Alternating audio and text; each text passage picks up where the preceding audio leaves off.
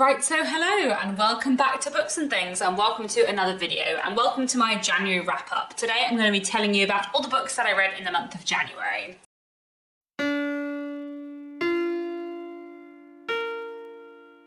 So I have 7 books to tell you about today, which is not that many for me actually, especially as 3 of them were audiobooks. So I only actually read 4 books physically in January, which is less than I usually read in a month, but that's fine.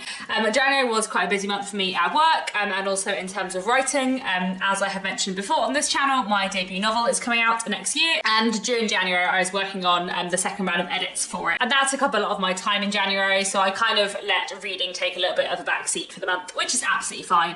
And despite that, I did read some really fantastic things this month, so let's get straight into the books. So to start off, as always, with the classics, this month I read Aurora Floyd by Mary Elizabeth Braddon. This is a Victorian sensationalist novel, and one I've been meaning to read for a while that I finally managed to pick up. I have read one book by Mary Elizabeth Braddon before, which was Lady Audley's Secret, which I read a few years ago, and I've been meaning to read more by her ever since. And I have mixed feelings about Aurora Floyd. Very mixed feelings, actually. Let me tell you what it's about first. At the beginning of the novel, Aurora Floyd is, I think, about 19 years old, and she's just got back from being educated abroad, and she meets 2 young men who both fall in love with her. But it seems that Aurora has some kind of secret in her past, despite the fact she's only 19 years old. There's some kind of mystery about her past, which leads to her not being certain whether or not she should marry one of these men. And everything kind of goes on from there, and obviously it's a Victorian sensationalist novel, but quite a kind of like domestic sensationalist novel, so there's lots of like drama and scandal going on throughout it. I have really mixed feelings about this because in terms of the reading experience, it was a really enjoyable read for the most part, especially up until like 3/4 of the way through, I would say. Like, the writing style is really good. I really like Mary Elizabeth Braddon's writing style. It's really easy to read, really compelling, really engaging. Like, I read this relatively quickly at the start of January and, you know, flew through it, really enjoying the reading experience. But when I finished it, I was a bit disappointed, and I didn't really love the plot. Like, I kind of enjoyed reading it, but I'm not sure that I really like the novel that much, if that makes sense. And there are, I would say, a couple of reasons why.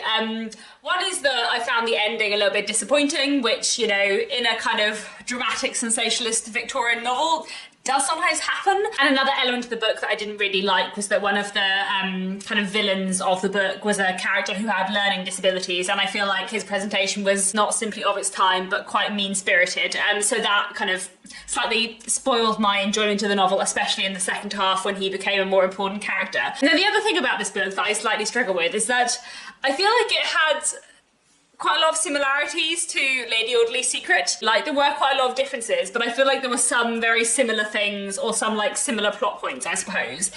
And considering I've only read 2 out of Mary Elizabeth Braddon's like 80 novels or whatever, she wrote an awful lot. It might just be that I've happened to pick 2 which are similar, because, you know, if you do write that many novels as some of the Victorians did, obviously you repeat plots. But when you read 2 books in a row by an author and they're the only things you've read, and they have like very similar elements, it can be a little bit disappointing. So I don't know, I have mixed feelings. I did enjoy the reading experience. I think her characterization and kind of like atmosphere and writing is good. I would like to read more by Mary Elizabeth Braddon, definitely, but I didn't really love this overall. But I did quite enjoy the reading experience for the first like 3/4, so I don't know. Anyway. Another classic I read in January was Murder is Announced by Agatha Christie. This one I listened to on audiobook, and this is from 1950, I think.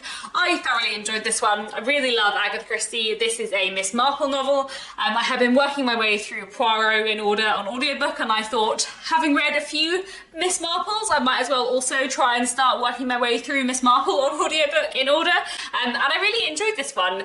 It was really engaging, really fun, as Agatha Christie always is. Lots of fantastic characters and some really good twists and plot points. And so this one has a really fun premise where at the beginning of the novel, the inhabitants of a small town are reading their local paper, and there is a notice in the local paper saying a murder is announced. A murder is going to take place tonight at 6:30 at a particular place. And so everyone thinks that it is like a murder mystery party. So they all go to the house thinking that it's a party, and then someone comes in the door, fires a gun, doesn't seem to hit anyone, but then like shoots himself accidentally, and everyone is very confused as to what's happened, and everything goes on from there.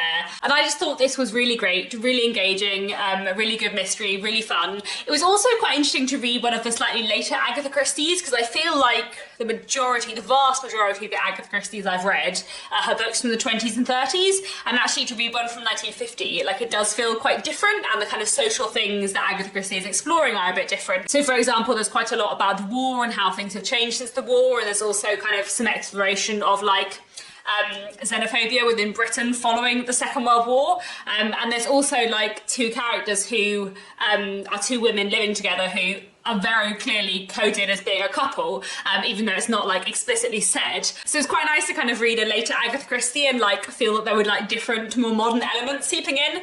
So that was a really interesting read as well, and yeah, just great fun. I love Agatha Christie a lot. Another modern classic I read in January was Kindred by Octavia E. Butler. This is an American novel from 1979, and it was absolutely amazing. I buddy read this with Marissa from Blatantly Bookish, and we both loved this hugely. This was so good, and it was one of those books where like I was expecting to really love it, but it kind of wasn't what I expected, but I don't exactly know in what ways. Let me try and explain. So this novel is about a woman called Dana. Dana is a black American woman living in the 1970s when she is mysteriously and strangely transported back to 1815 in the American South, where she is assumed by the people who find her to be a slave. And it very quickly becomes apparent that she has been transported back in order to basically save the life of this small child who is about to drown, who she very quickly realises is her ancestor. As the novel goes on, Dana gets pulled back again and again. She has to kind of go back and save her ancestor, this white boy who she sees over various stages of his life as he kind of grows up, as he becomes sort of less innocent and more ingrained in the society that he is part of. And it's about Dana experiencing what it is like to live at this point in history, but also with her kind of 1970s mindset, and it's also about her relationship with her husband Kevin as well. I love this book so much, and there is so much to love about it. It is such an incredible, powerful book, and the way it explores its themes and the way it handles its themes is fantastic, and its characterization and the kind of complexity of its characterization is wonderful. Characterization of Dana and Kevin and Rufus is fantastic, and the characterization of all the minor characters too is really well done, and everyone feels very real. What I think is interesting is that I feel like I had in my head, because this book is so lauded, that it was going to be like a bit more literary and a bit more like lyrical and descriptive, but actually this is like super fast-paced, almost like non-stop action plotting.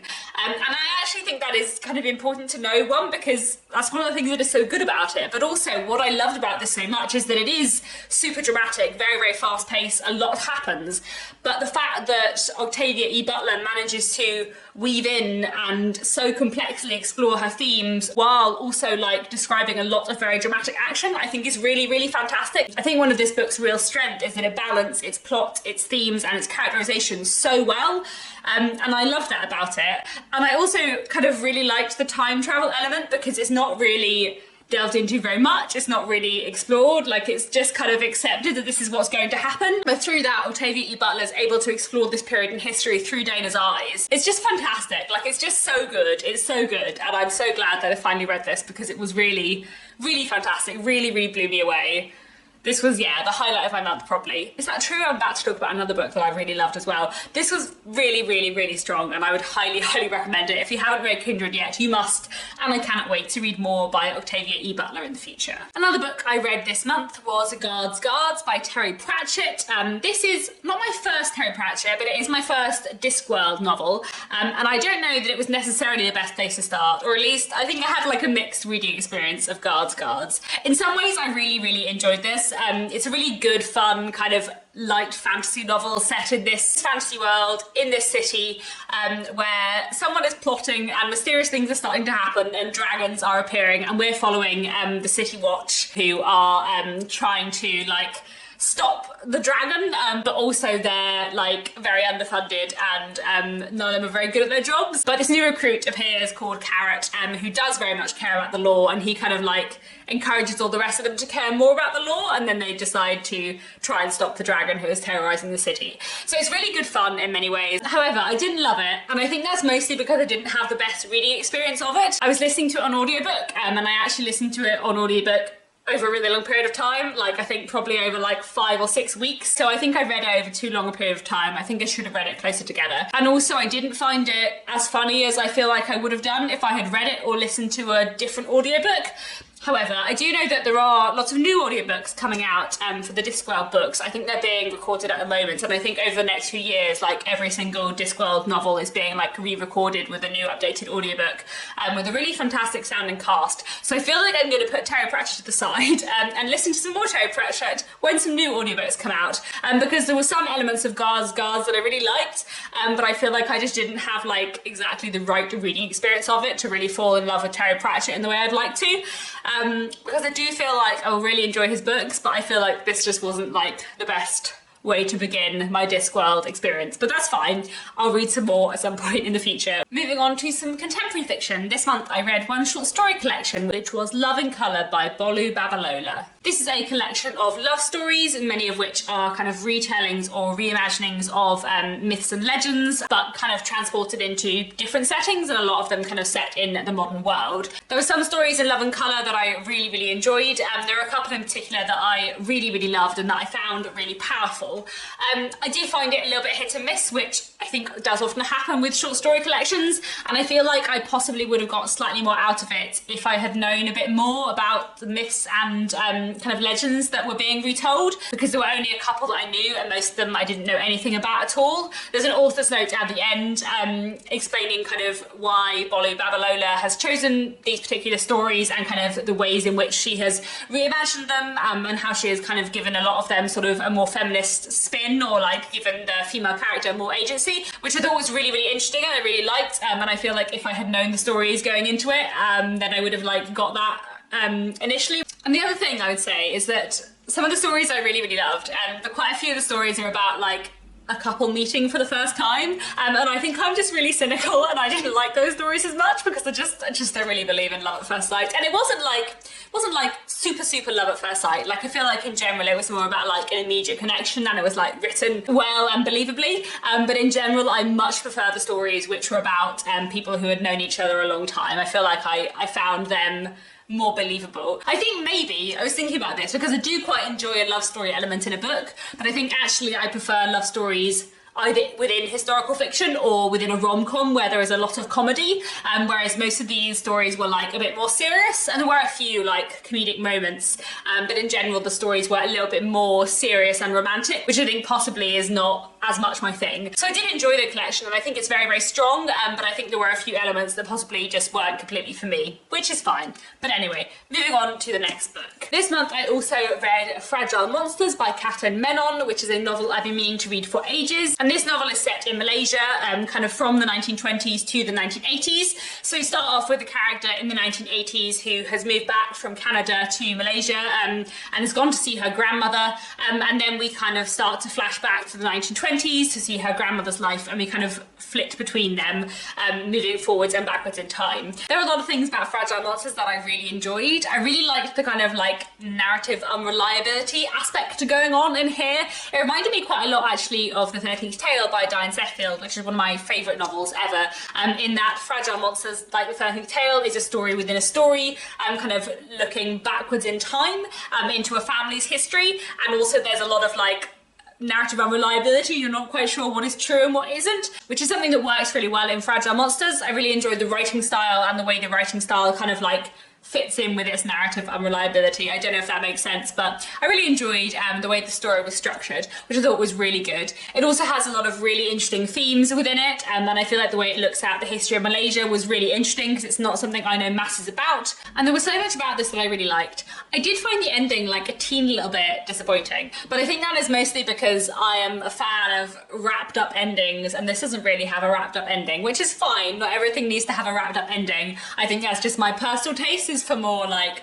closed endings, but I think that's because I read so many Victorian novels and they like to have, you know, 7 chapters of wrapping up at the end, which this doesn't. It did also take me a little bit longer to get into, but I think that's mostly because I've been quite busy in January, so I ended up reading it fairly slowly, and it's not very long. I think this is the kind of book that if I had sat down and read it in one sitting, I possibly would have got a little bit more out of it. But saying that, I did still really enjoy this, and if you're a fan of an unreliable narrator, then I think you'll really enjoy this one. But finally, the last book I have to talk to you about is my other other favourite book of the month, and that is this. This is Half-Blood Blues by Essie Adugin, and this was truly, truly fantastic. So I read her novel Washington Black a few years ago, which I really enjoyed as well, but I think this is even better. And I love Washington Black a lot, but this is fantastic. This is so good and so different, but also so amazing. So this book is set partly in the 1990s and partly in the 1930s and 40s. And in the 1990s, we're following two elderly Black American jazz musicians, and they are going back to Berlin after a very long time in order to be kind of part of a sort of reunion / memorial concert about the life of another musician who they used to perform with a very long time ago, who it is believed died during the Second World War. But going back to Berlin brings back all of these memories, and so the novel also takes place in the 1930s and 40s, looking back in time on the experiences of Sid and Chip during the war, and specifically about their relationship with a boy called Hero. Hero was a young mixed-race German man who they met in Berlin and were part of a band with, and then ended up fleeing from Berlin to Paris during the Nazi regime. And the book kind of looks at what happened then, what happened now, how they got to where they are now, and what happened to Hero, the relationships between them. And there was so much in this book I loved. I'm very interested in 20th century history and the history of the Second World War. And I know quite a lot about the Second World War, but I know very little about the experiences of Black people living in Europe in the Second World War. And that was really, really interestingly explored in Half-Blood Blues. And it's written about really, really powerfully. And this book also looks at two other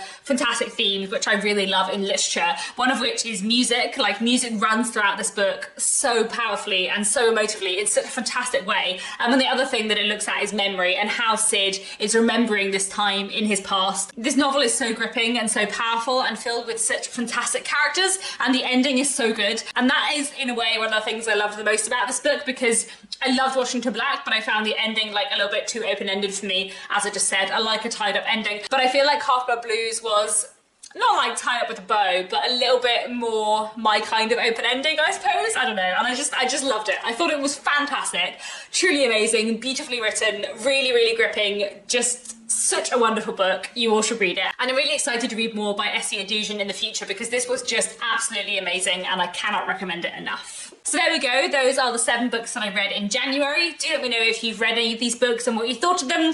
That's it for now, and I'll be back very soon with another bookish video.